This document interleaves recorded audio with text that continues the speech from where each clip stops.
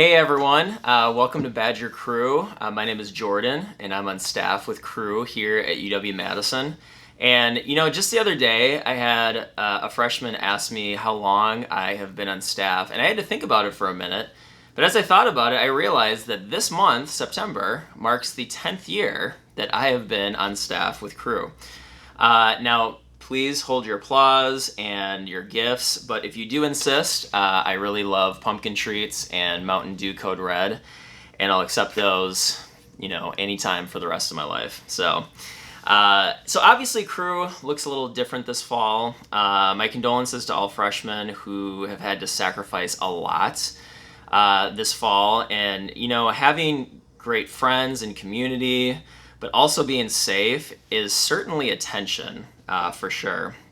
And, back in fall 2019, as we were wrapping up the fall semester, in my, at the time, 9 years on staff, it was a really bizarre semester with a lot of strange things happening in ministry, and I was so looking forward to wrap up that semester and look forward to the next spring semester. And in fact, I emphatically told our staff team that this has been the most bizarre semester of my staff life. Then 2020 happened, and the rest is kind of history, and the staff often jokingly remind me exactly of what I said in fall of 2019. But this has all been, a constant reminder to us that God is in control and we are not. And even though it looks different for us and it looks different for our movement, we can't see everyone, God is still doing amazing things in people's lives. And I can certainly attest to that happening across our movement, even if we don't see it firsthand. So tonight, I wanted to start off by sharing a story of when I used to live in Minnesota. So when I graduated college from here at the UW, I moved to the Twin Cities, and I started to hang out with a group of friends that was really into rock climbing. Now, I realized at that time that I had never really done rock climbing myself, besides, some of those rappelling walls that you see at camps. But really, do those kind of count? So these guys actually liked to go to places throughout the Midwest and climb actual rock faces. So I certainly wanted to show them that I was tough enough, that I was one of the guys, and so I went with them when they invited me. And we went to this place called Taylor's Falls State Park, which is on the border of Wisconsin and Minnesota along the St. Croix River. And we got there, and because, they were extremely experienced, they had their own equipment, and they were looking for a spot to set up, and they chose this spot, and I looked up, and I actually thought that they were joking. You see, most of the rock climbing areas at Taylor's Falls range anywhere from 70 to 90 feet, so we're talking like 7 to 9 stories high. And those rappelling walls that I did were probably like 20, maybe 30 feet tall, and I thought those were tough. So, of course, I got completely nervous as I watched the first few people go rock climbing, and then it was my turn. And I'm pretty sure that I'm afraid of heights, but I have this weird thing where I always have to try to overcome my fears, and so it's like I go to a theme park, and I'm like, tallest roller coaster, fastest roller coaster, I have to do it. And then, we're going up, and I usually regret it. So it's my turn to start climbing, and I'm climbing up this rock face, and I'm pretty sure that my hands have never gripped onto something so dearly for life. My heart is racing, and the guys are coaching me from the bottom, encouraging me, and lo and behold, I actually make it to the top. Now, some of you guys are probably thinking, great, you made it to the top, mission accomplished. Not even close. You see, the guy who was holding the rope for me at the bottom, he's called the belayer. And for those of you who know rock climbing, you probably know what I'm going to say next. So the belayer at the bottom yells for me to let go of the rock at the top and lean back. Now, I'm at least 70 feet up in the air, and in order to get me down safely, I have to rappel. So basically, the belayer gives me rope slack, and I bounce or lower myself as I rappel on the rock face. it is literally the worst part of rock climbing, because up until that point, I realized that I never actually trusted the rope and wasn't really trusting the guy at the bottom for my safety. So now I have to obey this belayer, otherwise he's not going to give me the rope slack in order for me to get down. So there I was, 7 stories up in the air, and I let go of the rock and just leaned back. And I put my trust in this skinny rope and this person who is firmly planted on the ground below me. And guess what? They actually knew what they were talking about, and I survived. Now, I'll share the significance of that story here in a minute, but for those of you who've been with us the last number of weeks, you know that we've been going through a book called Philippians, and the last few weeks we got to hear from both Ben and Scott, and you may have remembered that Philippians was written by a guy named Paul. We know him as the Apostle Paul, and this was a letter written to a newly planted church in the city of Philippi. So the city of Philippi is located in what is now modern-day Greece, and back then it was a city that was on this road called the Via Egnatia. And what the Via Egnatia was this highway or this road that was connecting Rome to all of its eastern provinces. So the Roman Empire was huge. It stretched from Portugal and Spain all the way into the Middle East, into North Africa, basically all the lands surrounding the Mediterranean. And Paul, in his lifetime, he served 2 prison sentences that are written about in Scripture. And he actually wrote the book of Philippians during his first prison sentence. And this was a lighter prison sentence. He was essentially what we would know as being under house arrest. He was expected to be released soon. He had a house that served as his lodging. He had friends and people that could come and go.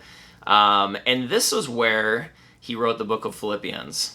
Was from this house arrest.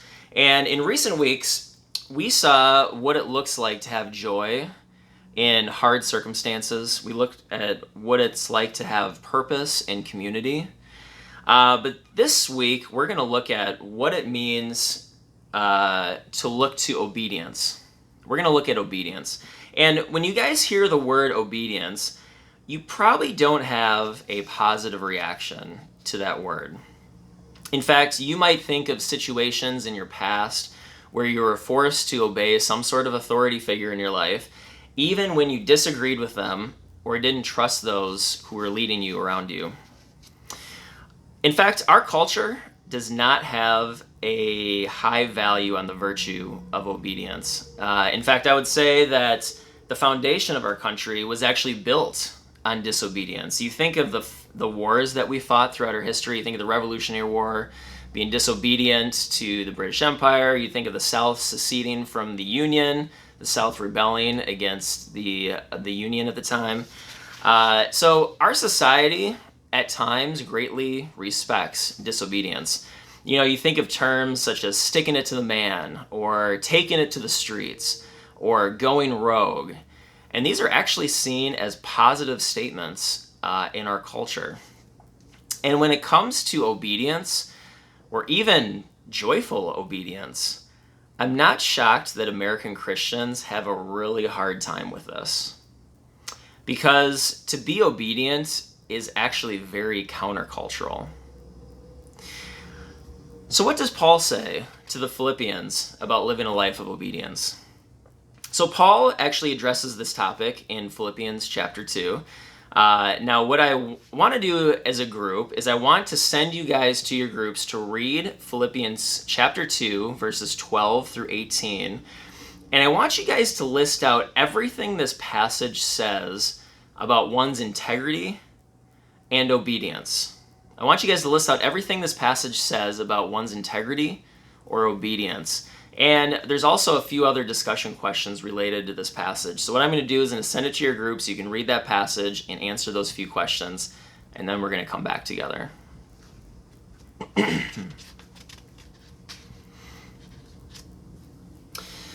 All right, welcome back. So as you were discussing this passage, you probably referred to a lot of different themes and ideas related to obedience and integrity. You probably referred to how it's important to obey both with and without your leaders around. We are to obey without complaining, without arguing. We are to have integrity so that you are blameless and pure before God. We are to obey so that we are to be without fault in a crooked and depraved generation. We have integrity so that we can shine like the stars while we hold out the word of life. And we are to obey so that when Christ returns, we may boast that we didn't labor for nothing.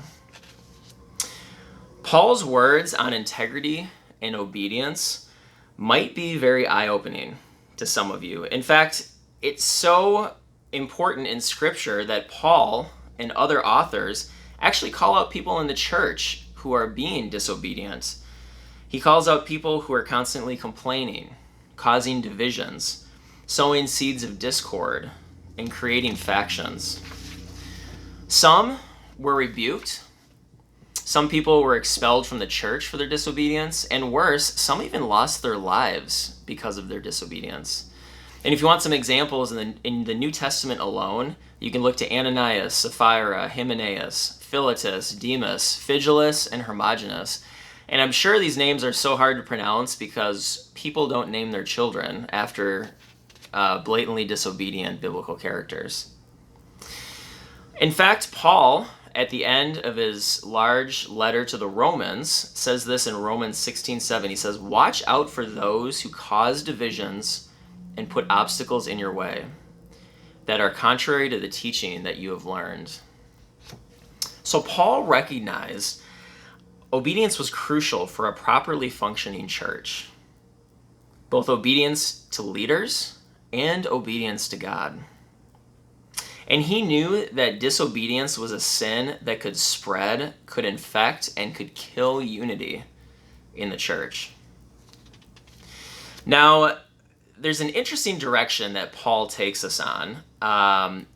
He links this idea of obedience to our growth. And in fact, he says growth happens when we are obedient to God.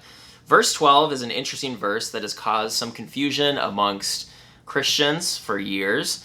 And it says this, "As you have always obeyed, continue to work out your salvation with fear and trembling."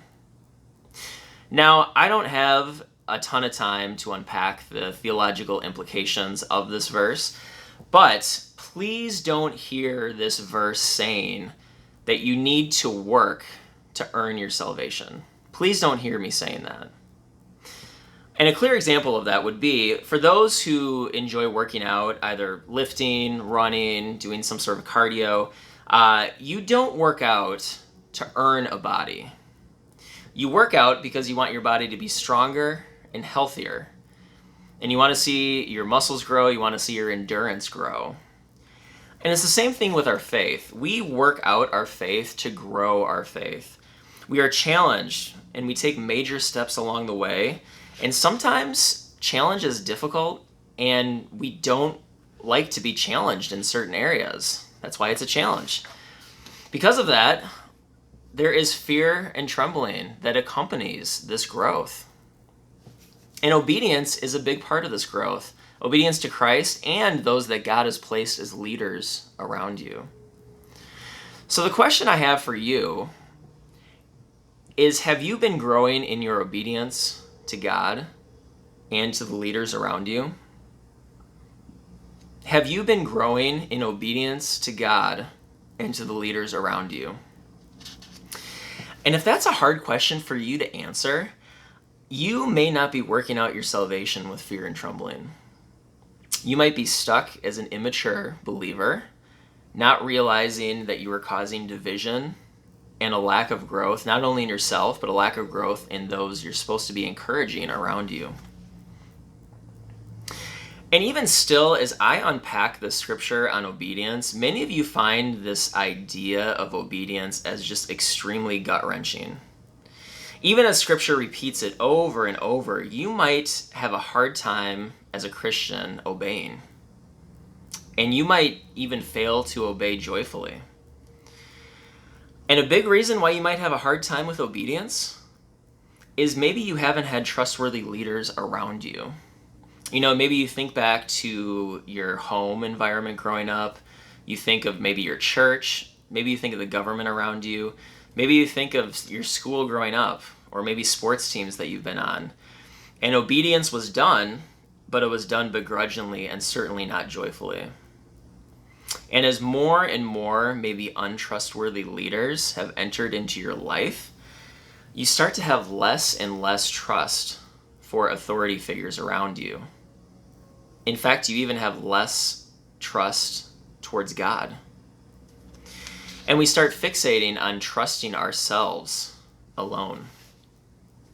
When I was rock climbing and I was first told to let go of the rock at the top and just lean back and let go, the issue at hand was that I actually didn't trust the rope or the belayer. Even though the belayer was much more experienced than I was, I felt like I trusted and knew my situation much better than anyone else. And letting go and trusting was not easy. Learning to let go and trust was not easy. But I obeyed, and because the belayer was worthy of trust, I placed my trust in him. In the Christian life, the reason we can go beyond just obeying to actually joyfully obeying is because Jesus is trustworthy. Normally, when a speaker unpacks a piece of scripture, they certainly don't go back to the beginning, but I want to go back to the very first word that we see in this passage in verse 12. It's the word therefore. And for those that know theology a little bit, you know that therefore it signals a connection from our passage to the previous scripture before it. So last week, Scott unpacked this last week, but the passage before this essentially describes how Paul would characterize Jesus. So Paul describes Jesus, who was fully God, yet became a humble human servant and was obedient to the point of death. Jesus, who was everything, made himself nothing to reunite us to God. He came because he knew the world much better than we do, and he knows you better than you do. Joyful obedience is linked to how trustworthy Jesus is in our minds. And because he knows what is good for us far better than we do, he is trustworthy and worthy to be obeyed. And I know that obedience is not an easy step for any of us. Learning to let go of ourselves is challenging. And like verse 12 says, there will be probably a lot of fear and trembling as we continue to grow and work out our salvation. It's easy to obey when you're not trusting God for much, but when you realize you have to let go and trust God for things such as finances, a spouse, your family, your future, all of a sudden, obedience becomes really difficult. And as we let go of ourselves and trusting ourselves, you know what? We are not going to have all the answers. We might not even know where God is taking us. And we might be afraid of what others might say or do. But that's what trust is. Trusting even when you don't know all of the answers. My challenge to you is be obedient to Christ even when it's difficult. This might mean you have to actually take a step to live a life of biblical integrity. This might mean that you have to be vulnerable with other believers about your struggles so that you can grow from them. This might mean disappointing friends and family as you make decisions that they don't understand. This might mean taking a step back from your normal posture and actually believe that your leaders have your growth and your good in mind. It might mean taking a step back and realizing that God has your growth and good in mind. Even in the present moment, it doesn't make sense. Hindsight's always 20/20. But when I look back to my rock climbing experience, I think it was ridiculous that I was unwilling to trust the expert, the belayer who was on the ground below me. And obedience to Christ is tough, but he knows the world and our situation better than we do. He knows us better than we do. And it is very probable that down the road in the future, we'll think it's absolutely ridiculous that we debated trusting ourselves over Jesus, who is the expert. Now, to wrap up, we're going to go back to our groups and we're going to discuss another section of Scripture. I'm going to have you guys read Philippians 2:19 through 29. And we're going to look at examples of obedient people that Paul points out. People such as Timothy and Epaphroditus. And then there's some discussion questions related to this section. But again, thank you so much for allowing me to be a part of your week. And I hope you enjoy the rest of your discussion with your group. Thank you.